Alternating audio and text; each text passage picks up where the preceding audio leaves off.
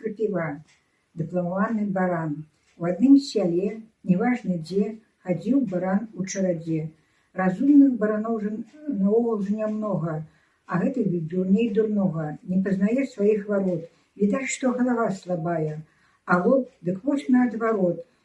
Такога не встречаў ніколі любая. Калі няма разумніка другога, пабіцца как у двух, як ён разгоніцца, ды ў сцену бух, і у іншага дык выскачыў бы дух, а ён нічога. І вось за дурасць гэту яго вучоным раз пазвалі неяк на смех, а каб двара не перабег, на шыю прывязалі мэту. Вось, кажуць, і дыплом табе. Што за дыплом? Баран ні мя, ні бэ. Аднак перад кошкаю пачаў ганарыцца. А што ж ты думаеш, сястрыца? Хіба мне пахваліцца няма чым? Дыплом я заслужыў, здаецца ж, галавою.